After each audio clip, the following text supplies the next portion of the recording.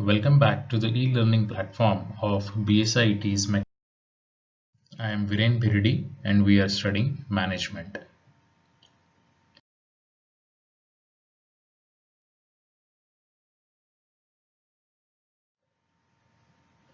This is unit number 2, planning and organizing.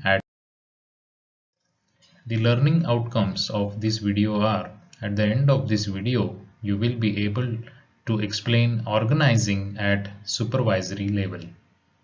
So let's get started. What is an organization? Basically, organization is nothing but a place where people with different skill sets come together to achieve a common goal. ऑर्गनायझेशनचा अर्थ सोपा असा आहे की अशी जागा की ज्या ठिकाणी So now organizing at supervisory level. So organizing is the function that is followed by planning. आपल्याला माहिती आहे मॅनेजमेंटची वेगवेगळी फंक्शन्स असतात आणि त्याच्यामधलं पहिलं फंक्शन आहे प्लॅनिंग आणि दुसरं फंक्शन आहे organising. It is a function in which the synchronization and combination of human, physical and financial resources takes place. Organizing. So how do we organize manpower, or how does the supervisor organize manpower? Basically, he has to first study the task. जी काही task आहे, जे काही काम दिलेलं आहे ते काम पहिल्यांदा बघितलं पाहिजे किंवा त्याचा स्टडी केला पाहिजे. He should get to know what kind of manpower is available, like skilled, semi-skilled, unskilled, etc. जे काही काम करायचं आहे त्याच्यासाठी कुठली मॅनपॉवर लागणार आहे आणि आपल्याकडं कुठली अवेलेबल आहे हे बघायला पाहिजे. Match human skills with the job needs. मग जे काही आपल्याकडं स्किल्ड, सेमी स्किल्ड आणि अनस्किल्ड वर्कर्स आहेत त्यांना त्यांचं ऑपरेशन करण्यासाठी नियुक्त केलं पाहिजे. Allot the. Then how do we organize the machines? First of all, one need to find out the total number of machinery. आपल्याकडं किती मशिनरी आहे ते पहिल्यांदा शोधलं पाहिजे, बघितलं पाहिजे. Check the conditions of each machine. प्रत्येक मशीन सुरू आहे का किंवा कुठल्या मशीनला काय प्रॉब्लेम आहे, काय मेंटेनन्स करायचं आहे हे पण चेक करणं गरजेचं आहे. Find our requirement of machines to carry out the given task. जे काही प्रोडक्ट आहे आपलं त्या प्रोडक्टवरती आपण जे काही वेगवेगळी प्रोसेसेस करणार आहोत, म्हणजे टर्निंग आहे, मिलिंग आहे, ड्रिलिंग आहे, बोरिंग आहे, ग्राइंडिंग आहे, हे सगळे जे प्रोसेसेस आहेत ते प्रोसेसेस करण्यासाठी आपल्याकडे मशीन्स आहेत का हे चेक केलं पाहिजे. Then study the cycle time and productivity parameters of the machines. प्रत्येक ऑपरेशन करण्यासाठी किती वेळ लागणार आहे, ॲट द सेम टाइम ते machine.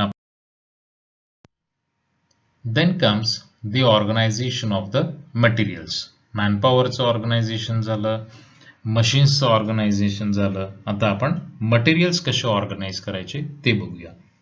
First of all, find the material required for the production. जे काही प्रोडक्शन करायचं आहे त्याच्यासाठी कुठलं मटेरियल लागणार आहे ते शोधून काढायचं किंवा बघायचं. Get finalised the specification of different materials being used. आता एखादा प्रोडक्ट म्हणला की त्याच्यामध्ये फक्त एकच मटेरियलचा पार्ट नसणार आहे. कदाचित पुढं जसं जसं तो पार्ट जाईल तसं तसं त्याच्यामध्ये आणखीन वेगळे बॉट आउट आयटम्स किंवा वेगळी असेंब्ली होत जाईल. त्यामुळं प्रत्येक प्रोडक्टचं जे काही स्पेसिफिकेशन्स आहेत मटेरियल्सचे ते आपल्याला फायनल करणं गरजेचं आहे. Then procure the required material. जे काही मटेरियल लागणार आहे ते आणायचं. स्टोअर्स डिपार्टमेंटला त्याची रिक्वायरमेंट द्यायची आणि त्यांच्याकडनं ते प्रोक्युअर करून घ्यायचं. Plan inventory of the material. Inventory म्हणजे काय? Basically inventory consist of 4 things. काय काय? तर raw material, work in process, bought out items आणि फिनिश्ड प्रोडक्ट्स. तर ही जी इन्व्हेंटरी आहे ही इन्व्हेंटरी आपल्याला स्टोअर्स डिपार्टमेंट आणि प्रोडक्शन डिपार्टमेंट बरोबर कोऑर्डिनेट करून आपल्याला प्लॅन करायची आहे. Then organize the checking methodology of quality and quantity of the material. जसं जसं आपण ऑपरेशन्स करत जाणार आहे त्या मटेरियलवरती किंवा त्या प्रोडक्टवरती, तसं तसं ते ऑपरेशन आपण सांगितलेल्या क्वालिटीला उतरलेलं आहे का नाही, किंवा त्याचं सरफेस फिनिश तसं झालेलं आहे का नाही, किंवा त्याच्या ज्या काही रिक्वायर्ड क्वालिटीज आहेत किंवा जी काही क्वांटिटी आपण प्रोड्यूस करतो आहे ती व्यवस्थित होतीये का नाही, ह्याच्यासाठी आपल्याला चेकिंग किंवा क्वालिटी चेकिंग किंवा क्वालिटी कंट्रोल या डिपार्टमेंट्स बरोबर कोऑर्डिनेट करावं लागणार. Define flow of material in production activity. मगाशी आपण जसं मशीन्सचा लेआउट म्हणलो, तर बेसिकली जे काही मटेरियल आहे त्या मटेरियलवरती काय ऑपरेशन्स होणार आहेत त्याच्याप्रमाणे आपल्याला त्या मटेरियलचा सुद्धा फ्लो ठेवावा लागेल. And then take care of the material those are costly, fragile etcetera. असं मटेरियल जर असेल काही की जे खूप महाग आहे आणि फ्रजाईल आहे, फ्रजाईल म्हणजे काय, ब्रिटल आहे की जे पडलं तर फुटेल, असं जर काही असेल तर त्याची योग्य काळजी घेणं इम्पॉर्टंट आहे. So that is about organising the materials. आता हे सगळं करत असताना काही स्टँडर्ड फॉर्मॅट्स कंपनी तयार करत असते. ते आपण स्टँडर्ड फॉर्मॅट्स बघूया कुठले कुठले आहेत. So this is a sample format of raw material master.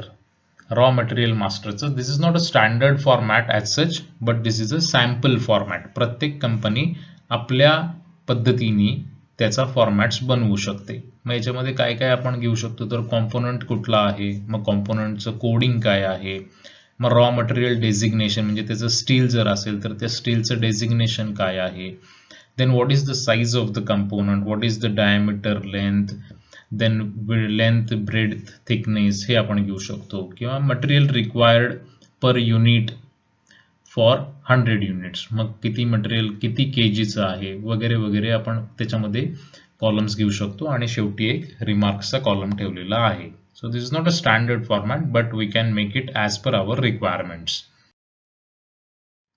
Then this is one more format ज्याच्यामध्ये प्रोसेस शीट आहे. मग प्रोसेस शीटमध्ये आपण काय लिहायला लागलेलो आहे, कुठला कॉम्पोनंट आहे, त्याचं कोडिंग काय आहे, मग ते कुठल्या कुठल्या मशीन्सवरती जाते, मग लेथ 3 वर जाते, ड्रिलिंगच्या सेकंड मशीनवर जाते, देन ग्राइंडिंगमध्ये जाते, मग त्याच्यावरती कुठले ऑपरेशन्स होत आहेत, लेथवरती टर्निंग ऑपरेशन व्हायला लागलेलं आहे, ड्रिलिंगवरती 10 mm होल आहे की जे 20 mm डेप्थ आहे त्याची. अशा पद्धतीने आपण त्याचा एक स्टँडर्ड फॉर्मॅट तयार करू शकतो.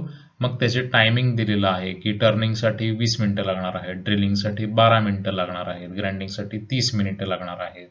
मग त्याच्यासाठी टूल्स कुठले लागणार आहेत आणि मेजरिंग टूल्स कुठले आहेत, व्हीसीज, व्हर्नियर कॅलिपर, अशा पद्धतीने आपण वेगवेगळ्या टूल्स सुद्धा त्याच्यामध्ये मेन्शन करू शकतो. देन बॉट आउट आयटम्स, जे आयटम्स आपण डायरेक्टली तयार आणणार आहोत आणि ते आपल्या प्रोडक्टमध्ये फिट करणार आहोत, त्याला आपण बॉट आउट आयटम्स असं म्हणतो. त्याचं डिस्क्रिप्शन आहे, त्याचा कॉम्पोनंट कोड आहे, क्वांटिटी पर युनिट और पर 100 युनिट्स आहे, मग टोटल क्वांटिटी इन्क्लुडिंग रिजेक्शन, त्यातलं काही रिजेक्शन झालं असेल तर किती आपण आत घेतली आहे, आणि मग रिमार्क्स. अशा पद्धतीने याचं सुद्धा एक आपण फॉर्मॅट तयार करू शकतो. This is one more sample for material requisition. Material requisition करत असताना त्याचं डिपार्टमेंट कुठलं आहे, सेक्शन कुठलं आहे, किती तारखेला आपण रिक्वायरमेंट देतोय, serial number, then component code, last year consumption किती झालेलं आहे, आत्ता स्टॉक किती अवेलेबल आहे आणि आत्ता आपल्याला किती लागणार आहे, हे आपण त्याच्यामध्ये घालू शकतो. So these are the few formats that we can make as per our convenience, आणि मग आपण ते आपल्या शॉप फ्लोअरला वापरू शकतो. So in the next video, we will see motivation and the Maslow's need hierarchy theory. Till then, stay safe, stay home, study well. Thank you.